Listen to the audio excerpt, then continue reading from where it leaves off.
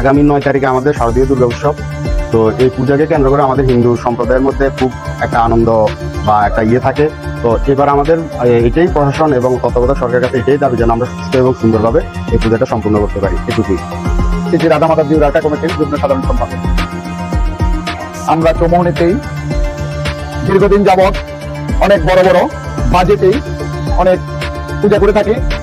এবার বন্যা দুর্গত এলাকার কারণে আমাদের সকল পূজা মণ্ডপের পূজারীবৃন্দ বন্যার্থীদের পাশেই দাঁড়িয়েছে। আমরা পূজার কিছুটা অংশ আমরা বন্যার্থীদের মাঝে দান করেছি। এই জন্য বন্যা দুর্গত এলাকা হিসাবে আমাদের এবার পূজার আয়োজন অনেকটাই সীমিত। আমাদের চৌমুহনীতেই পৌর এলাকায় 11টি পূজা অনুষ্ঠিত হচ্ছে এবং পুরা বেগমগঞ্জে 25টি পূজা অনুষ্ঠিত হচ্ছে।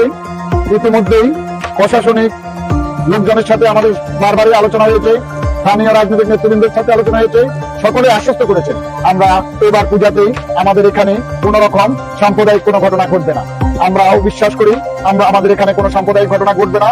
আমরা অতি উৎসাহ নিয়ে উদ্দীপনার মধ্যেই আমরা এবার পূজা উদযাপন করতে পারবো বলে আশা করছি। সকলকে আমি বীর মুক্তিযোদ্ধা তপন চন্দ্র মজুমদার, সাবেক ট্রাস্টি হিন্দু ধর্মীয় কল্যাণ ট্রাস্ট, বৃহত্তর নোয়াখালী জেলা, সিনিয়র সহসভাপতি, জেলা পূজা উদযাপন পরিষদ নোয়াখালী। আমাদের নোয়াখালীতে এবার পুজো হচ্ছে 182টা। 182টা পূজার মধ্যে রামগঞ্জ পূজা হচ্ছে 25টি। 25টির ভিতরে 11টি পূজা হচ্ছে আমাদের চৌমুহনী পৌরসভা। সর্বসাধারণে আমাদের পূজার অবস্থানটা হচ্ছে এই যে আমরা আগে যে গর্জিয়াসে পূজা করতে হবে, সেই গর্জিয়াসে পূজা করার কোনো সুযোগ অনাড়ম্বর পুজো হবে, সর্বাঙ্গীন সুন্দর পূজা করার আমরা চেষ্টা করব। বিগত দিনে বন্যার কারণে এখানে আমাদের অনেক মন্দির এখনো পানি নিষেধ, যে কারণে অনেক মন্দিরে এখনো সুন্দরভাবে পূজা করার মতো পরিবেশ সৃষ্টি হয়নি। যে কারণে এবার পূজা করা হবে নিরানন্দ পরিবেশে। তারপরেও আমরা পূর্বের ন্যায় পরিবর্তিত এই অন্তর্বর্তীকালীন সরকারের এই সামনে রেখে আমরা নিরাপত্তা তাদের ঘিরে আমরা পূজা করার চেষ্টা করছি। এই নিরাপত্তা দিতে গিয়ে আজকে আমাদের পুলিশ প্রশাসন, সিভিল প্রশাসন সবাই পূজা দেখতে আসছে, দেখছে। এবং আমাদের সদাসদ নতুন পুলিশ সুপার এসেছেন, উনিও আমাদের সেই ব্যাংক রোডের রাধা মাধব জিউ মন্দিরের পুজো পরিদর্শন করে গেছেন।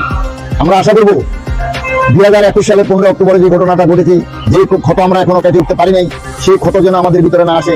আমাদের তখন এখানে ম্যাক্সিমাম মণ্ডপ মন্দির ভাঙচুর করা হয়েছিল। আমরা চাই না এরকম কিছু ঘটনা এখানে ঘটুক। আমরা চাই সকল হিন্দু, মুসলিম, বৌদ্ধ, খ্রিস্টান আমরা সবাই সমৃদ্ধভাবে পূর্বে যেমন ছিলাম এখনো তেমন কি আছি, থাকবো। নোয়াখালীতে এই ধরনের ঘটনা কখনো ঘটে নাই। আমরা দেখব এবার যে আমরা সাম্প্রদায়িক সম্প্রীতি বজায় রেখে আমরা আমাদের পুজো অনুষ্ঠান করব। সবাইকে ধন্যবাদ।